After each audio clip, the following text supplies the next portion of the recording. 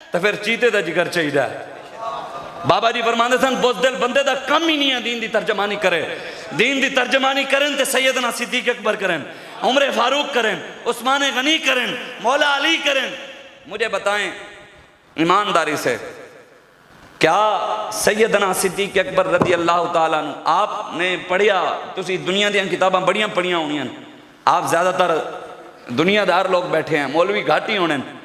मेरा एक सवाल है, आपने सारी किताबें पढ़ी हैं, मुझे ईमानदारी से बताएं, कोई बताए मुझे, क्या सैयदना सिद्दीक़ अकबर ने मस्जिद नबी के मिंबर पर बैठकर हुकूमत नहीं की?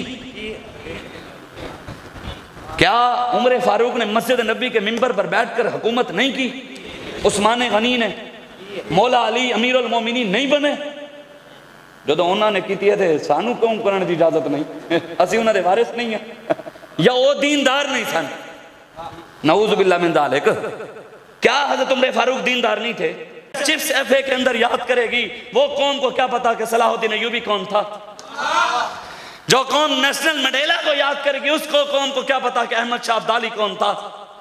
जो कौम हिटलर के पीछे खड़ी होगी, हिटलर की तारीखें पढ़ेगी, अंग्रेज की तारीखें पढ़ेगी, उस कौम को क्या पता कि तारिक बिन ज़ियाद ने किश्तियां कैसे जलाई थी? उठें, बस करें। हमारे बड़े जो थे वह सलाहुद्दीन अय्यूबी थे, हमारे बड़े अबू बकर सिद्दीक थे, उमर फारूक थे। मुझे कोई बताए, कोई एक बंदा बताए मुझे जो कहता है कि दीन के अंदर सियासत नहीं है। जो कहता है, मेरा उससे सवाल है, हमारे लिए सबसे पहले कौन सी चीज है? कुरान, रब का फरमान, फिर रसूलुल्लाह का फरमान, फिर सहाबा की बात, फिर आइम्मा हमारे इमामों की बात। यही इन्हीं की बात हमारे लिए काबिल हुज्जत है।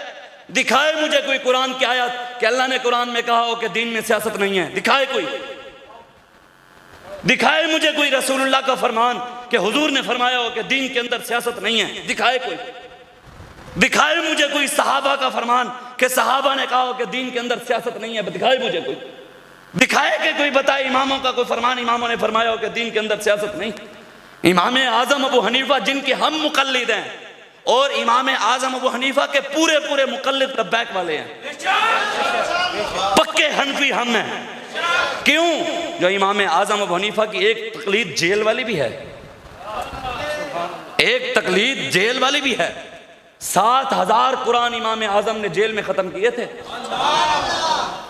रोटी के पीछे गए सन, कपड़े के पीछे, मकान के पीछे, हलवे के पीछे, बिरयानी के पीछे, दीन के खातिर गए थे। और आपका जनाजा भी जेल से निकला है।